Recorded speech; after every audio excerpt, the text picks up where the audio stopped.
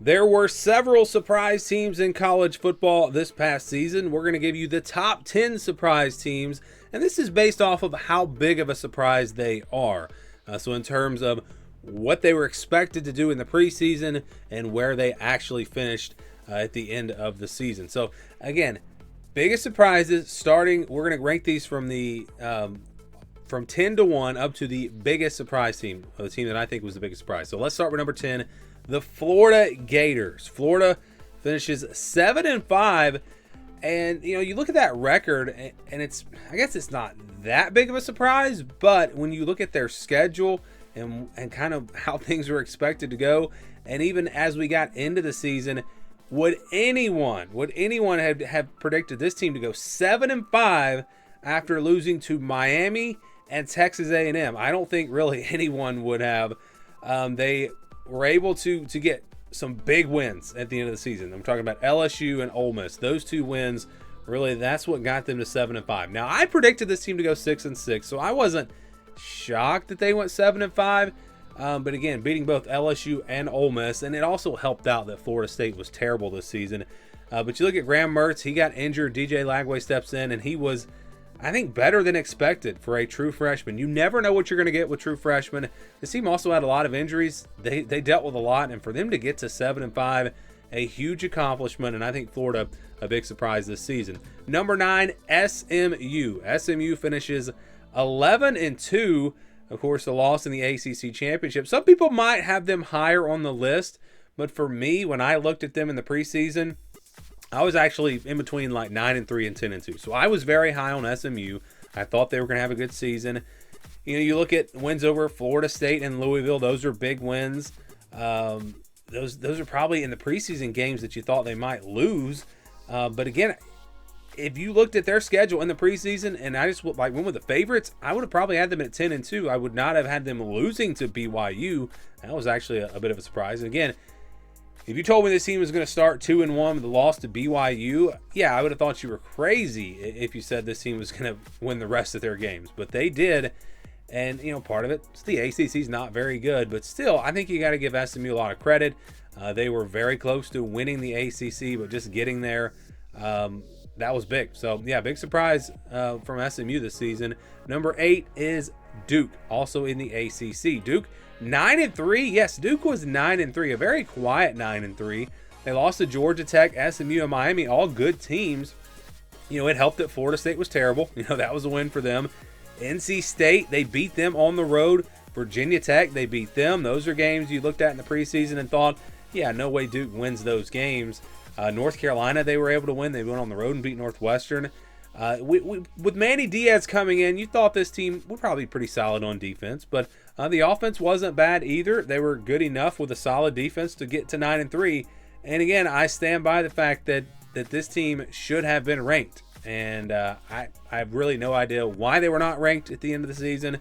The committee, we all have our theories. But yeah, Duke was a solid football team, and 9-3, a big surprise, at least in my opinion. Number 7, Baylor. So Baylor goes 8-4, a very quiet 8-4.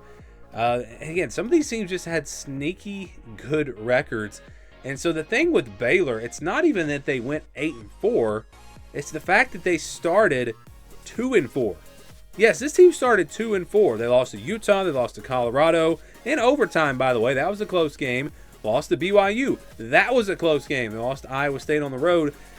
So you looked at that start, and did anyone think they were going to win the rest of their games? They go on the road. They beat Texas Tech. They beat Oklahoma State, who, of course, wound up being a lot worse than we thought. They beat TCU. They beat West Virginia on the road. They beat Houston on the road. They closed things out with a blowout win over Kansas. Yeah, this Baylor team very quietly went 8-4 and had, if a couple of those close games early in the season had gone the other way, who knows? Maybe this team would have been in the conversation to get to the Big 12 championship. So Baylor had a very solid season, and in my opinion, they were surprised. Let's go to number 6 now. That's Army. So Army going 11-1, winning the American, so they could actually finish 12-1 if they beat Navy. I mean, yeah, you look at the schedule and you say, well, I mean, who did they really beat? But they did win the conference championship game against Tulane. They beat UTSA. That was a game you thought might be kind of tough. North Texas on the road, a game you thought might be kind of tough. They beat Air Force, UAB. They did not have the toughest schedule, but I still put them on this list just because I did not have them winning the American. I did not really have them on my radar. I was looking at Tulane or Memphis. Those kind of were the teams that jumped out to me. And for them to go and win that conference their first year in it, that's a huge surprise. So, yes, I've got Army as a surprise team at number 6. Number 5, South Carolina. This team surprised me for sure. I thought this team would struggle to get to a bowl game, and they were really just, a missed call away from being in the college football playoff. So a very solid season for this South Carolina team. They lost to LSU. Just talked about it, that game that, there was a very questionable call at the end. I think there were a few bad calls in that game. They came close to beating Alabama on the road. Ole Miss, that one really wasn't a good game for them, but Lenore Sellers coming back from that. I don't remember if he really played in that game, but I know he got injured against LSU.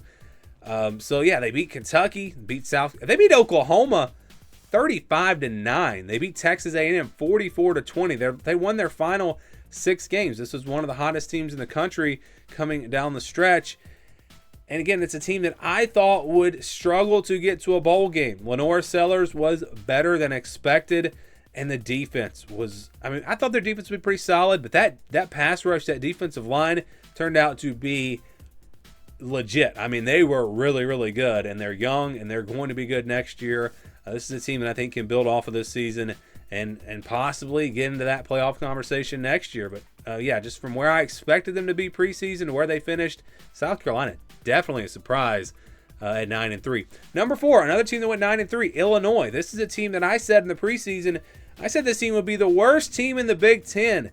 You look at everything they lost from the year before, a team that wasn't very good, and I just got to give credit to Brett Bielema here for putting this team, pulling them all together, and just coaching them up, because this was not one of the most talented teams in the Big Ten. But they still were able to get to 9-3, lost to Penn State, Oregon, Minnesota in a close game.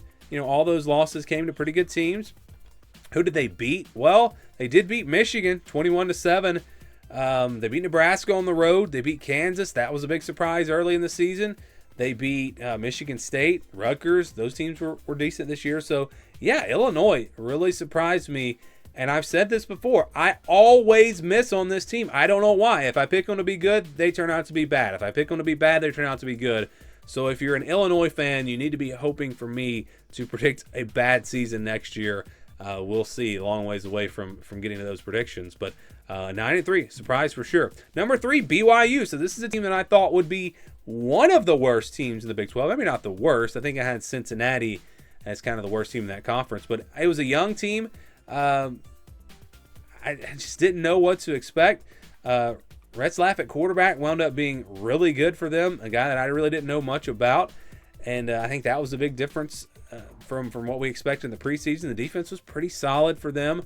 It really started with that win over SMU and then that win against Kansas State. When they won those 2 games, you had to kind of realize that, BYU is pretty good. And I don't know why, the rankings did not treat them fairly at all. I know they lost to Kansas, but everyone knows Kansas was better than their record. And then they lost to Arizona State on the road in a close game. So it's a team that I think really had more of an argument to get to the playoff than people were really talking about. Very, very good season from BYU. They definitely surprised me. I did not see this one coming at all. So let's get to our top 2. These 2 teams, just huge surprises. And number 2, Arizona State. They win the Big 12. They go 11-2. Who had this team winning the Big 12? Probably no one. They lost to Texas Tech and Cincinnati kind of early in the year. And at that point, you thought, the schedule's going to catch up to them. They're going to lose some of these other games. They got Kansas State on the road. They got BYU. They got Oklahoma State and Arizona on the road.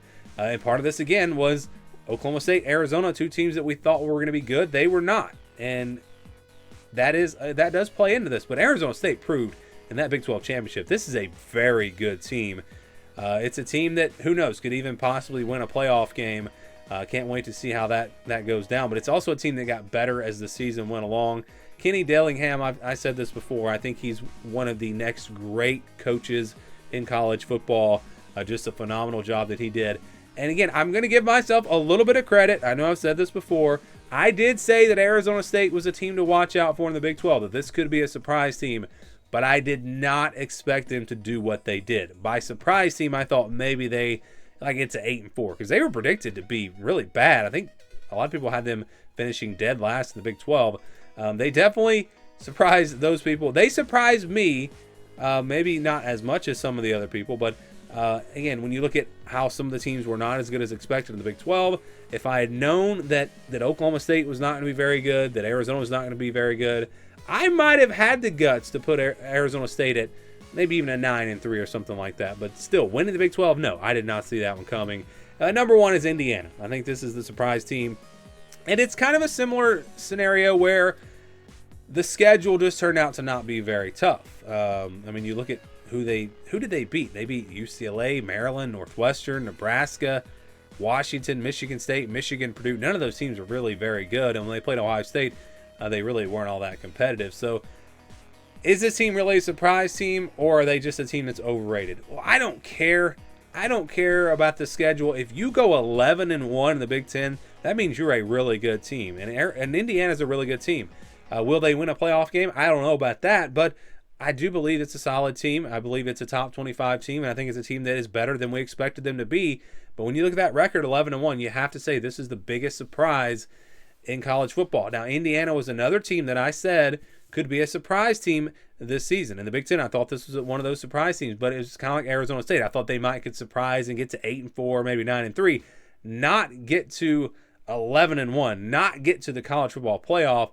They did just that. And again, a very, very successful season for Indiana. Kirk Cignetti getting it done.